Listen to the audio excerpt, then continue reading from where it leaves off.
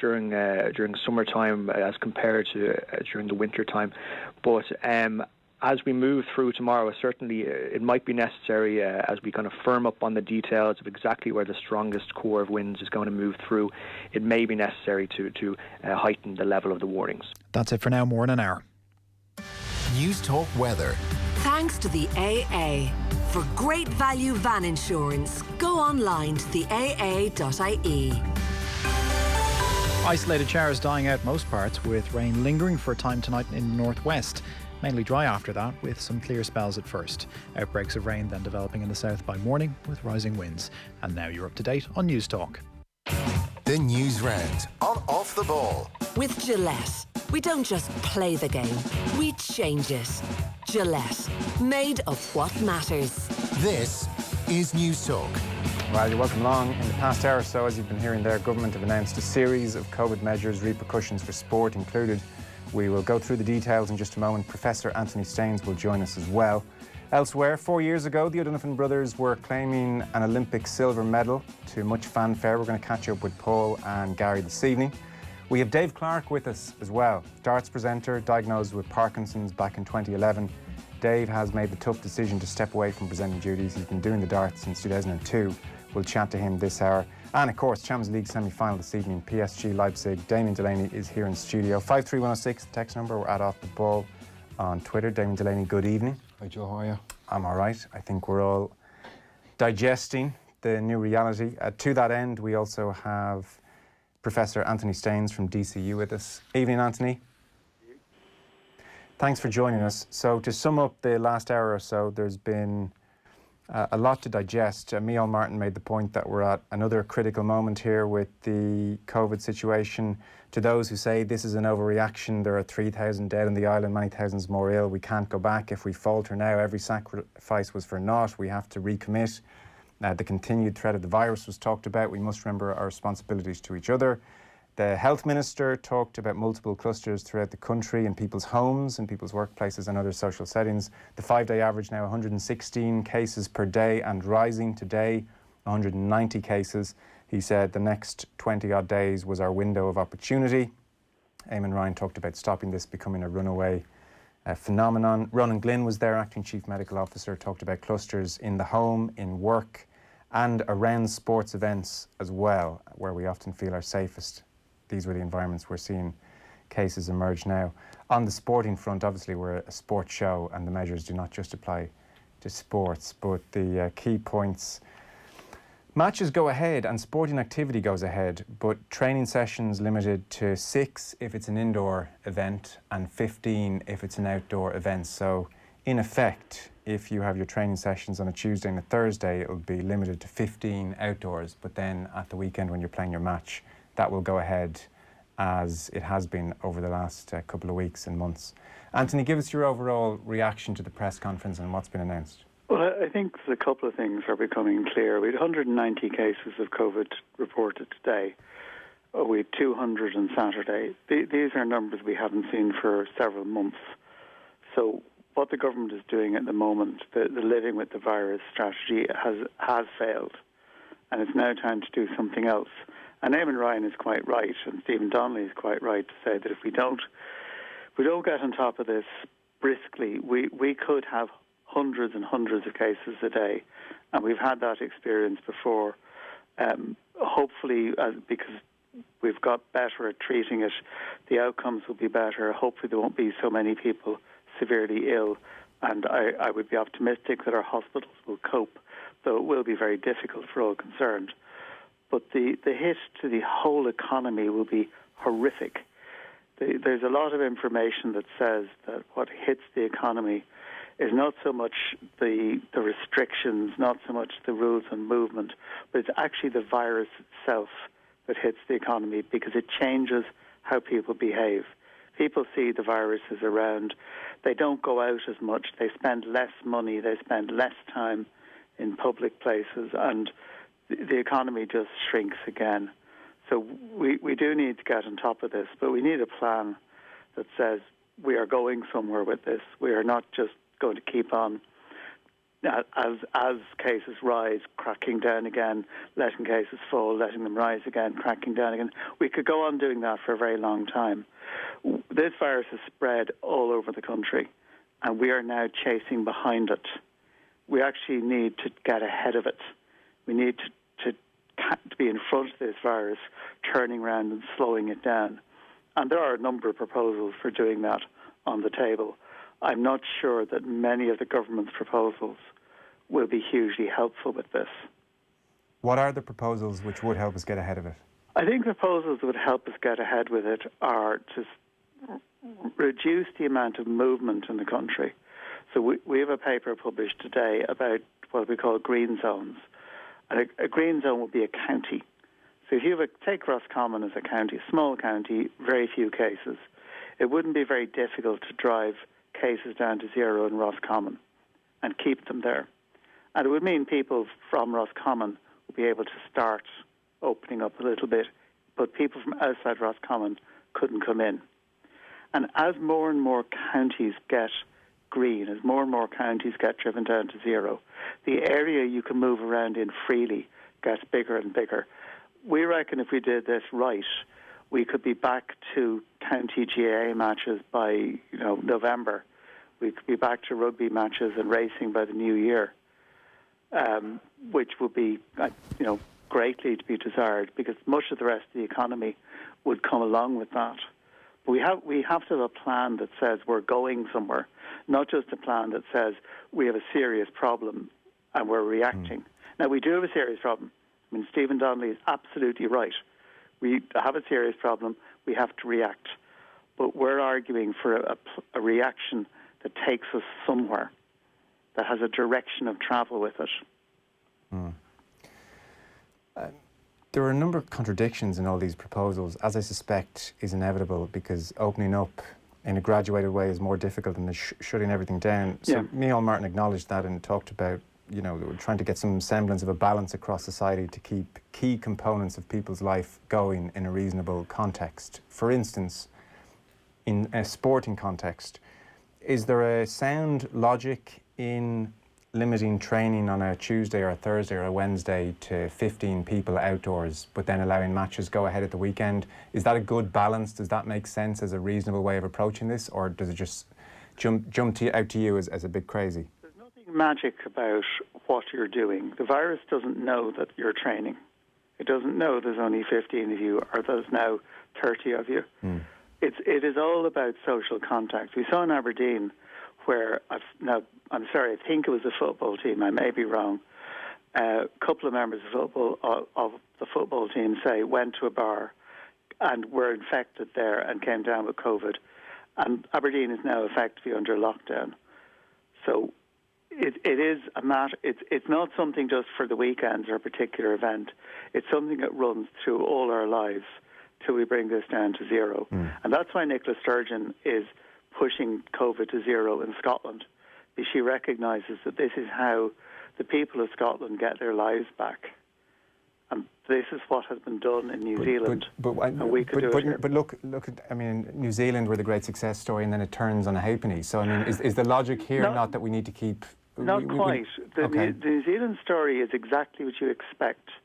They managed to stop the virus spreading in their own country, which is all you can do. Yeah. New Zealand doesn't control the rest of the world. And it's more or less inevitable that there will be occasional outbreaks.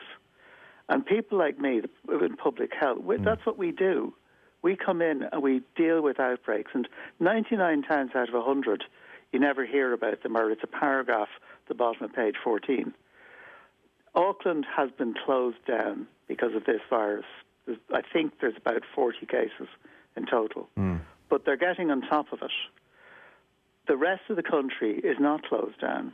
Beijing, which is a population bigger than Ireland, had a very big outbreak about 2 months after the Chinese managed to clear the rest of the outbreak. And actually, they don't know where it came from, but it probably came from outside the country. So, and they I take the point. I take the point. So on the training point, for instance, are you saying that, well, if we're going to have 15 training, we might as well have 30 if we're playing matches at the weekend, 30, or is what they're doing right in your opinion? I think if you're training, you have to stay apart as far as possible. Okay. And, you know, I used to play rugby really, really badly when I was a kid.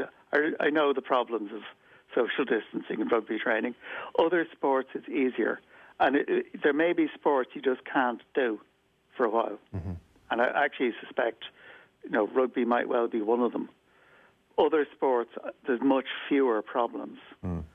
But it's a matter for each sport to look into your own hearts and say, well, what are the actual risks? Part of the concern is people who are training and exercising are breathing hard. And we know that strong, forceful breathing produces a lot more droplets. Mm-hmm. And they are what seems to be infectious. Mm. There have been a couple of famous outbreaks at choirs, for example, for the same reason. Because you're making a lot of noise, you're putting out a lot of air. Mm. And nobody knows if the same is true at sports training, but it probably is. So be careful, it would be my own comment on it. Yeah, but so what does that mean to the GAA team? I mean, be careful. Do they train? Do they not train? Do they play matches? Do they not play matches? Do they have 15? Do they have 30? I would say they train, they turn up in their kit, they train outdoors, they go home and shower. And keep it to a lesser number at training? I would say keep the numbers down as far as you can. But if you've got a county panel, for example, I mean, that would be, 25 people? Minimum. Yeah. So you've got to use a certain amount of applied common sense as the coach. Mm. What makes sense? There's nothing magic about 15 or 10 or 30. Yeah. But it is a matter of looking at the risks very carefully, making a decision and going with it. And NEFIT has said 15, and that's not unreasonable. Okay. But, you know, each sport is going to have to work this out for themselves and maybe come back to NEFIT and say, look, this is our situation. Mm. Are there sports with more than 15 people on a team, for example? I don't know. But Ronan, the other point, and I suspect it will hit the GAA in particular, is they're limiting sport now to behind closed doors. So what's been happening up and down the country is that 200 people have been allowed to attend matches. That includes the players. I mean, somebody needs to tell the government this, because Ronan Glynn made this mistake this evening and Micheál Martin made this mistake, and it's really worrying when they're getting basic specifics wrong. Like Ronan Glynn talked in answer to a question this evening and said, you know, well, it's better just to have 30 people involved in a match than 230. Again, like those 30 are part of the 200. And how has this not been arrived at anyway?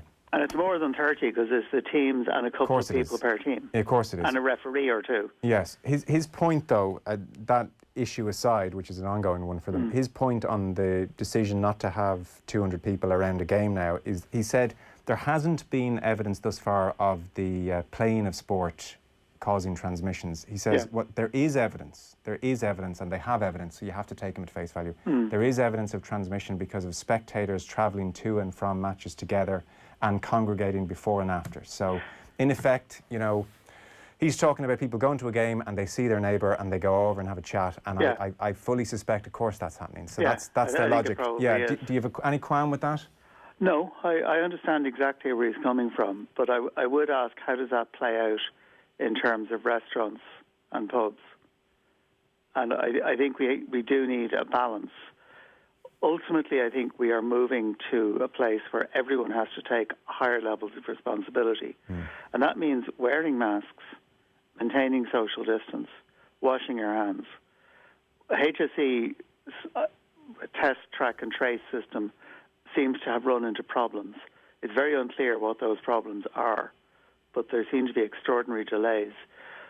We have a quarantine system for travellers coming into Ireland, and candidly, it is a joke. You fill in your name, you're supposed to isolate yourself. Nobody seems to be following up on most travellers coming in, and that is not on. So we need to pull all of this together. I mean, there was one of the people who gave evidence to the Oireachtas Committee on Thursday put it very clearly. He said, if you want to bring this down, there's no room for fudging. You have to do all these things, and you have to do them all right. And you have to convince the Irish people that it's worth it. That, you know, all of these things are taking us somewhere. That we're not just sitting here waiting to be drowned by the next wave, or the one after that, or the one after that. Because we are going to be waiting till next June or July if everything goes well for a vaccine.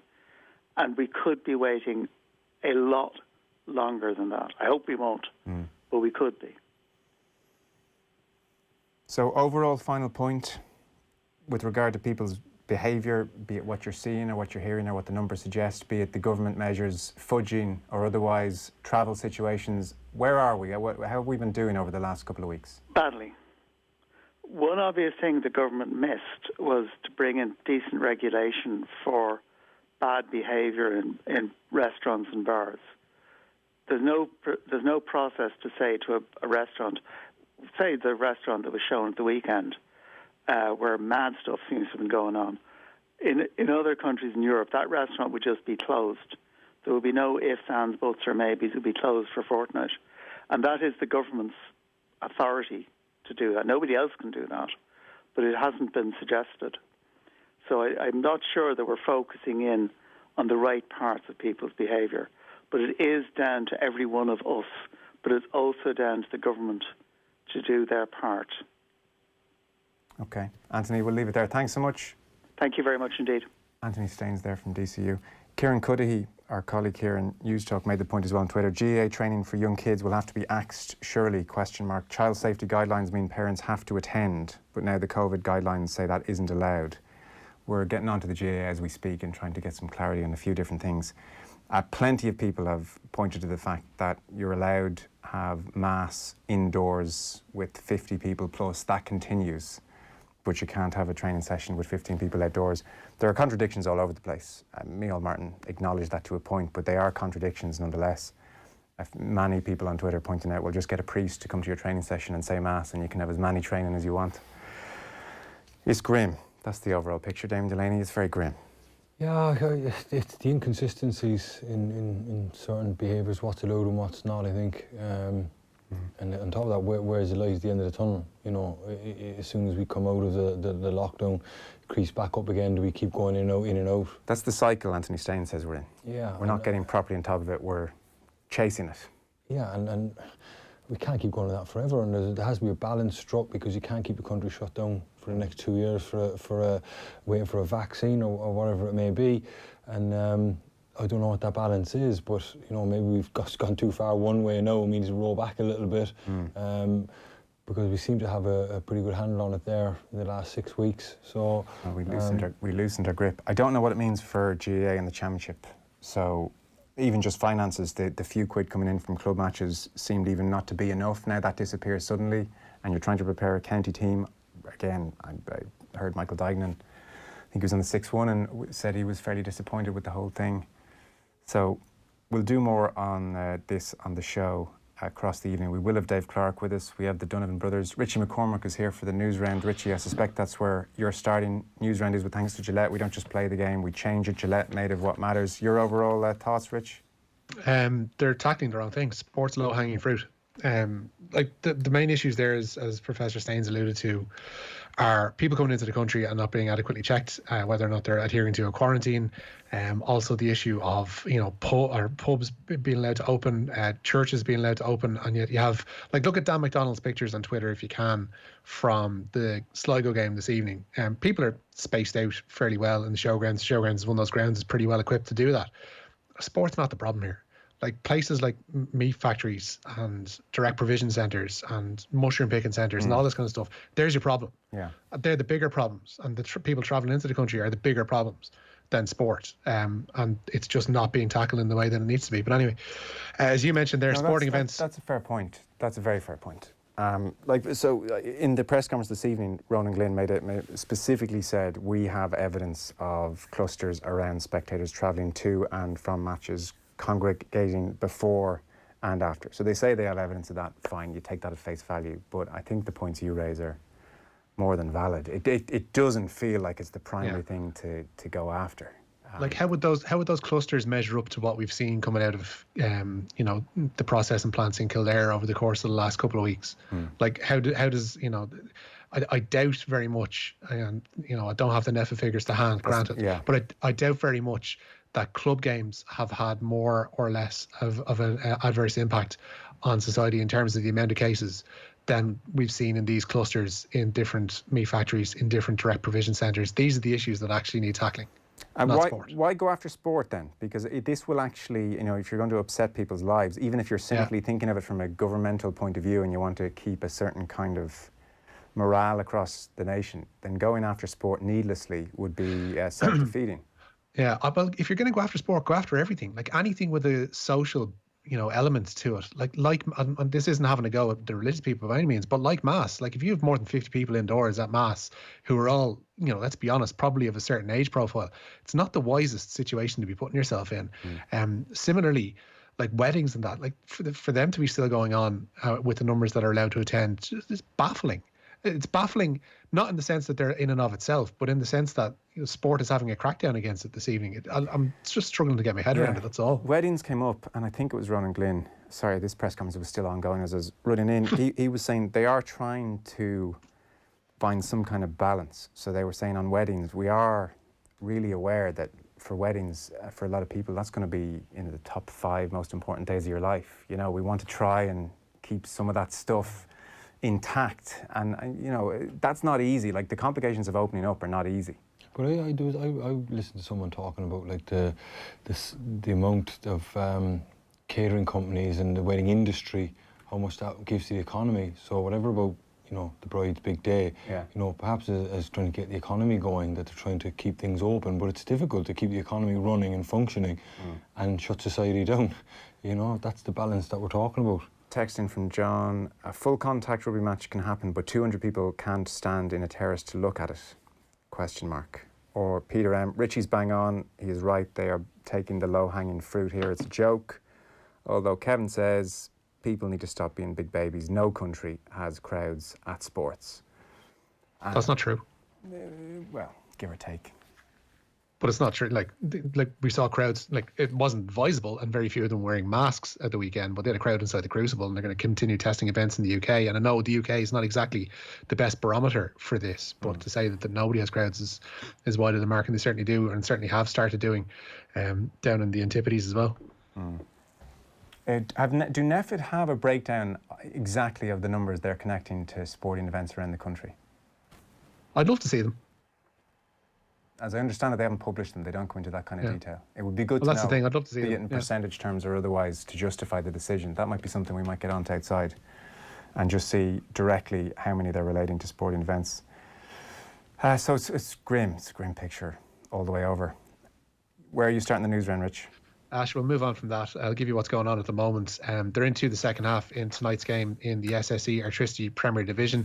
It's currently Sligo Rovers 1, Damien's old team Waterford 1. Michael O'Connor gave John Sheridan's Pub League side the lead after just 16 minutes at the showgrounds. Ronan Collin has equalised for Sligo in the past few minutes. So 1-1 heading into the final 9 minutes there. There could be a hell of a result on the cards for Linfield this evening. There's a 6 o'clock start to their Champions League qualifier in Poland. Remember, these are only one-leg affairs, and this is the first qualifying round, and Linfield only got this position because their preliminary round opponents had a couple of COVID-19 cases and were unable to travel to Switzerland last week. It's Legia 0, Linfield 0 as they enter the final 20 minutes in Poland, and there's a 7:45 start at Parkhead tonight where Celtic entertain KR Reykjavik.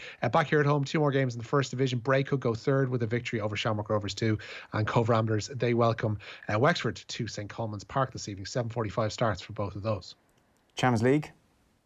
As I mentioned there, Celtic up against KR Reykjavik, and Linfield scoreless against Legia. While at Munster, their head coach Johan van Graan couldn't say today whether out half Joey Carbery needs further surgery on an ankle injury. The province have ruled Carbery out for what they're calling an indefinite period of time. The 24-year-old first picked up the knock over a year ago in Ireland's World Cup warm-up match against Italy. Carbery had an operation on the ankle after picking up a wrist injury last December and is now looking at further rehab, but van Graan says he has the province's full support. Firstly, it's important that we look after him. Joe is very positive, and he has been ever since the first time that I've met him. So together with David and Andy, we met up with him last week and reassured him that we've got his back, and Munster and the RFU are with him in his journey to a full recovery. It's a huge blow for him, Rich. Yeah, absolutely massive. You'd hope mentally that he has the supports in around him to help him get through this, because like you're going to have people like doing stuff like counting Joey Carbery's injuries over the course of the last few years, and they are numerous. I would hope, touch wood, that this is merely just a setback and something that he's already suffered from, and they're being on the cautious side, and they do have time to play with. There's no point in rushing them back for the end of this season. They don't have Europe to contend with. They just have these couple of Pro 14 matches. Let him get fit, let him get on with it, and hopefully we'll see him at full tilt at some stage after the start of the next season. Absolutely. Damien, I haven't really asked you about PSG against Leipzig this evening. Yeah, I'm looking forward to it. PSG's moment to shine, really, I suppose. If there was ever a chance for them to win the European Cup, this is it, you know, with the way that the draws panned out. Because if they get to a final against Bayern, I know it's a final, and Bayern will probably look the favourites to win it. But I think that in a one-off game in a final, I think PSG, with the players, the attacking players that they have, they could do something. They could do some serious damage. But they've got to get through tonight first. We had Philippe Auclair on last night, and he talked about the semi-final against Atalanta, and one of the points he made was that there was a degree of pragmatism to PSG, and it was enforced because Mbappe was injured and Di Maria was suspended. Yeah. So you had the likes of Marquinhos and Herrera and Idrissa Gueye sitting compact tight. And he was saying, in a way, maybe it was the right approach. They had enough attacking flair there, and Mbappe come on, made a difference.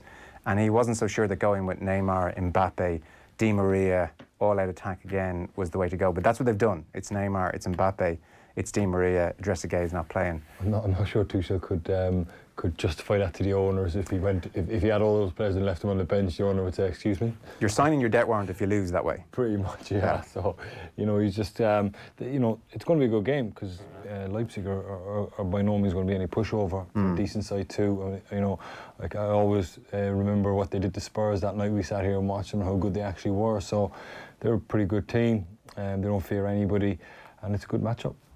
Rich, any last story you want to bring us? Robert Balogun, another injury for him. He has suffered a torn hamstring in training while performing a jackling exercise, and he's going to be out for a number of months, Ulster say.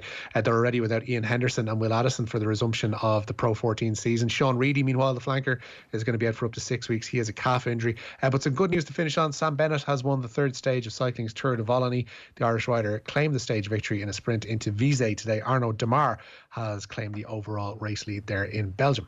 Okay, very good, Rich. Thanks for that. That was the Newsround with thanks to Gillette. Champions League nights are back, obviously, to celebrate. OTB has teamed up with Pepsi Max and Doritos to run a special remote roadshow. It's this Thursday. We will have Chris Sutton, Jason McAteer, Stilian Petrov, David Myler and Neil Lennon. Tickets are free but going fast. Go to otbsports.com/events. Pepsi Max and Doritos, it's back, get ready. And as you may have noticed, there is a Celtic theme. So as part of the evening, you can win yourself a private Zoom chat with Neil Lennon just before Thursday's roadshow. To be on the chance of winning that, just tell us who was in charge of the Celtic team that stopped the Rangers 10 in a row. Who was in charge of the Celtic team that stopped the Rangers 10 in a row? Your name and answer, 53106 to enter. We're talking to Dave Clark next. The Newsround on Off the Ball. With Gillette, we don't just play the game, we change it. Gillette, made of what matters. When it comes to reviewing your finances, a good place to start is by reviewing your mortgage. It's something few people ever do, but if you never review your mortgage, you'll never know if there might be a better option. That's where the Ulster Bank mortgage team could help. Wherever you bank, be sure to talk to us and see if switching could make a difference.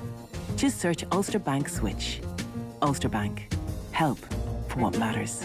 Over 18s only. Ulster Bank Ireland DAC is regulated by the Central Bank of Ireland. Has your car insurance increased this year? Stop. Don't pay it until you call Sheridan Insurances. Our friendly team of experts are here to speak to you and understand your needs. We search over 15